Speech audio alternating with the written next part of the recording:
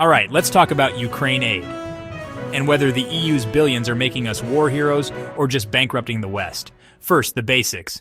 Since the onset of the conflict in Ukraine, the European Union has emerged as a key financial supporter, channeling massive amounts of money into the country to help sustain its economy and defense efforts. This financial commitment reflects the EU's broader strategy of providing comprehensive assistance to Ukraine during this critical period. The scale of this financial support is unprecedented, marking a significant shift in the EU's foreign policy approach. We're talking tens of billions of euros, a figure that underscores the magnitude of the EU's investment in Ukraine's stability. These funds are allocated to various sectors, including humanitarian aid, infrastructure development, and military assistance, all aimed at bolstering Ukraine's resilience in the face of ongoing challenges. The commitment is not just a one-time injection, but a sustained effort to provide long-term support. This substantial financial aid comes straight from taxpayers' pockets across the European Union. Every euro allocated to Ukraine represents a contribution from the citizens of EU member states, highlighting the shared responsibility and solidarity within the Union.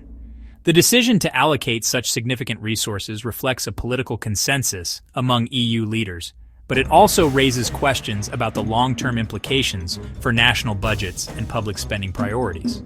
But as inflation bites, eroding purchasing power, and austerity looms on the horizon, threatening social programs and public services, the financial commitment to Ukraine is facing increasing scrutiny. Citizens are beginning to question whether the level of support is sustainable, given the economic challenges within their own countries. The debate over financial priorities is intensifying, raising complex questions about balancing international obligations with domestic needs. As global tensions rise and alliances are tested, a wave of resistance is forming within certain nations. Some countries like Poland are beginning to question the prevailing narratives and reassess their roles on the international stage. They are taking a hard look at the potential costs and benefits of aligning too closely with any particular bloc. And Slovakia, a nation with its own unique history and perspective, is also expressing reservations. These countries, situated at the crossroads of Europe, are acutely aware of the delicate balance required to maintain stability and prosperity in a volatile world. They are carefully weighing their options, seeking to chart a course that best serves their national interests. Are putting their foot down, making their voices heard in the streets and in the halls of power. This growing sentiment reflects a deeper unease among the populace, a desire to prioritize domestic concerns over foreign entanglements. The people are demanding that their leaders focus on the issues that directly impact their lives, such as economic security, healthcare, and education. Their argument? They want to stay neutral, arguing that their own economies and citizens should come first. They believe that scarce resources should be invested in strengthening their own societies, rather than being diverted to support foreign conflicts or agendas. This perspective is gaining traction as citizens become increasingly skeptical of interventionist policies and the promises of global alliances. The focus, they insist, should be on building a better future for their own people, ensuring their well-being and prosperity in an uncertain world. Now here's where it gets complicated. We've navigated the initial layers of this complex situation, but understanding the full scope of the EU's involvement requires a deeper dive. It's like trying to assemble a massive jigsaw puzzle where the pieces are constantly shifting and the picture on the box keeps changing. Each decision, each financial commitment, each political maneuver has ripple effects that extend far beyond the immediate headlines. We need to consider not just the direct impact of EU aid to Ukraine, but also the indirect consequences for member states, for the European economy, and for the future of the continent. This isn't a simple equation with a clear-cut solution. It's a multifaceted challenge that demands careful consideration and a willingness to grapple with uncomfortable truths. The stakes are incredibly high, and the choices we make today will shape the future of Europe for generations to come. So, let's peel back the layers and examine the bigger picture, even if it means confronting some difficult realities. Some leaders are saying, and with increasing urgency, that the current level of financial and military support for Ukraine is unsustainable in the long term. They point to the growing economic pressures within their own countries, the rising cost of living, and the need to prioritize domestic concerns. These leaders argue that while they remain committed to supporting Ukraine's sovereignty and territorial integrity, they also have a responsibility to their own citizens to ensure economic stability and social well-being. The debate is often heated, with differing opinions on the best course of action and the appropriate level of financial commitment. Some advocate for a more cautious approach, emphasizing the need for fiscal prudence and a focus on diplomatic solutions. Others argue that a strong and unwavering commitment to Ukraine is essential to deter further Russian aggression and to safeguard European security. The challenge lies in finding a balance between these competing priorities and in forging a consensus that reflects the diverse interests and perspectives of the EU member states. Hey, the EU is basically a war economy now. This isn't just a figure of speech, it's a reflection of the significant shift in economic priorities that has taken place since the start of the conflict in Ukraine. Billions of euros are being diverted from other sectors to fund military aid, defense spending, and humanitarian assistance. This reallocation of resources has profound implications for the European economy, affecting everything from infrastructure projects to social welfare programs. The defense industry is booming, with companies scrambling to meet the growing demand for weapons and military equipment. But this growth comes at a cost, as other sectors struggle to compete for resources and investment. The long-term consequences of this shift towards a war economy are uncertain, but it's clear that it will have a lasting impact on the structure and direction of the European economy. We are witnessing a fundamental transformation, one that will require careful management and strategic planning to ensure a sustainable and prosperous future for the continent. That's not subtle.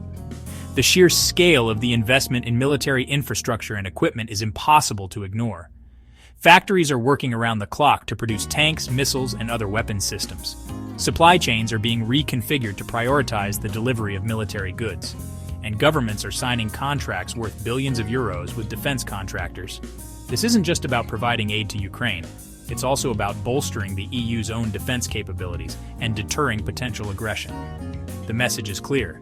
Europe is taking its security seriously and is prepared to invest heavily in its defense. But this commitment comes with trade-offs, as resources are diverted from other areas that are also essential for the long-term well-being of European societies. The challenge lies in finding a sustainable balance between defense spending and other priorities, such as healthcare, education, and infrastructure. It means more public money going to defense, a significant increase in defense budgets across the EU member states. This money is being used to purchase new weapon systems, upgrade existing military equipment, and train soldiers. It also means increased investment in research and development as countries seek to develop cutting-edge military technologies. The rationale behind this increased spending is clear: to deter potential aggressors and to protect European security. But the economic consequences are complex and far-reaching.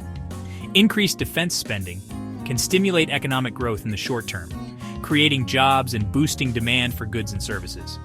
However, it can also lead to inflation and higher interest rates, which can negatively impact other sectors of the economy. Moreover, it can divert resources from other areas that are essential for long-term economic growth, such as education, healthcare, and infrastructure, less to things like healthcare. As defense budgets swell, other essential public services often face cuts or underfunding. Healthcare systems, already strained by the pandemic, may struggle to provide adequate care. Hospitals may face shortages of staff, equipment, and beds. Patients may experience longer waiting times for treatment and limited access to specialized services. The long-term consequences of underfunding healthcare can be severe, leading to poorer health outcomes and increased social inequality. It's a difficult trade-off, as governments grapple with the need to prioritize defense spending while also ensuring the well-being of their citizens. The challenge lies in finding innovative ways to improve the efficiency and effectiveness of healthcare systems, while also securing adequate funding to meet the growing demand for services, or education. Similarly, education systems may suffer as resources are diverted to defense. Schools may face shortages of teachers, textbooks, and equipment. Class sizes may increase, and students may receive less individualized attention. The long-term consequences of underfunding education can be devastating, leading to lower levels of literacy, numeracy, and critical thinking skills. This can have a negative impact on economic productivity, social mobility, and civic engagement. Investing in education is essential for building a strong and prosperous society, but it often gets overlooked when governments are faced with difficult budgetary choices. The challenge lies in finding ways to protect education funding and to ensure that all students have access to a high-quality education regardless of their socioeconomic background. And every euro we spend on Ukraine, every single euro that is allocated to supporting Ukraine's defense, economy, and humanitarian needs represents a conscious decision to allocate resources away from other potential uses. It's a zero-sum game, where every investment in one area comes at the expense of another.